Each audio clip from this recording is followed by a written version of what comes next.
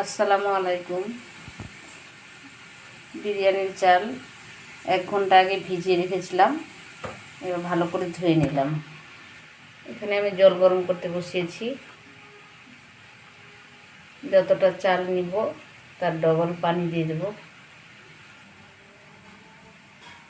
আলুটাকে আমি হালকা সিদ্ধ করে ভেজে নিলাম বিরিয়ানির মশলা দিয়ে। মাংসটাকে আমি রান্না করে রেখে দিলাম। এখানে আমি একটু দুধের মধ্যে কেশরটাকে ভিজিয়ে দেব।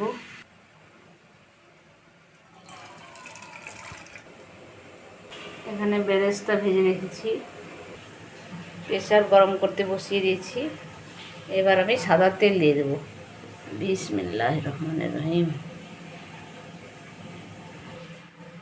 ছোট এলাচ দিয়ে দিলাম, তেজপাতা, অল্প একটু পেঁয়াজ।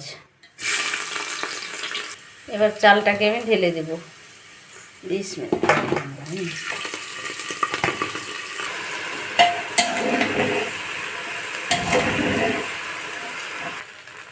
এখানে আমি আদা বাটা, একটু গরম মশলা আর কাঁচা লঙ্কা দিয়ে দেবো। চালটা ভাজা ভাজা হয়ে এসছে, এবার আমি বিরিয়ানির মশলা দিয়ে দেব।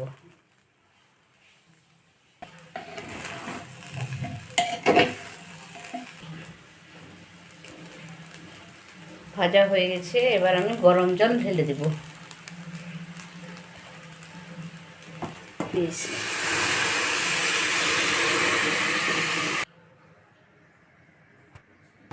স্বাদ মতো লবণ দিয়ে দেব।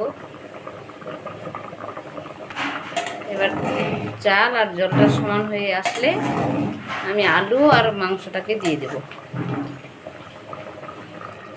ভাতগুলো অর্ধেক সিদ্ধ হয়ে গেছে, দেখেন।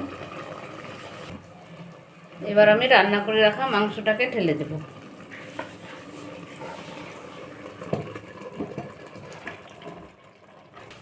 একটু বিরিয়ানির মশলা দিয়ে দিলাম আরও।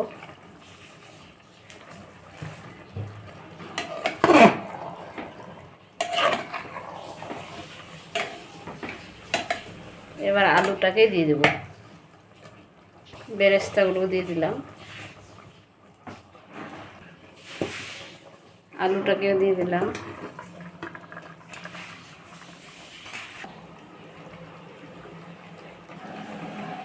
বিরিয়ানির মশলা একটু দিলাম, বেরেস্তাগুলো দিয়ে দিলাম।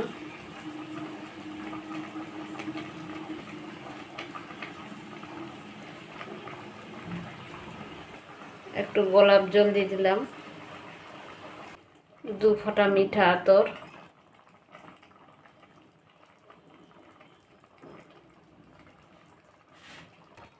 কেশরটাকে ভিজিয়ে রেখেছিলাম, ওর মধ্যে দিয়ে দেবো ঘি।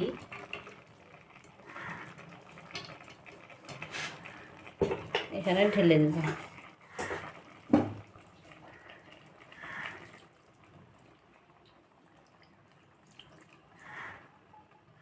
বিরিয়ানির মশলা,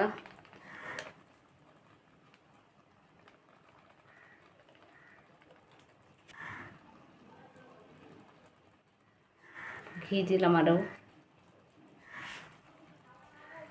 এবার ঢাকনা দিয়ে ঢেকে দেব। 10 মিনিট লো ফ্লেমে রেখে দেব, তারপরে ঢাকনা খুলব।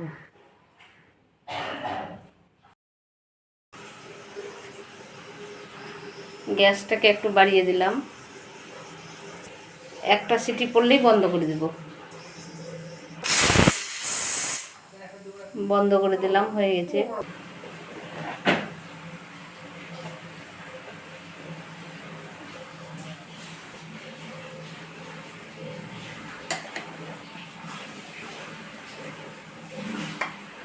হয়ে গেছে, দেখেন কত সুন্দর হয়েছে।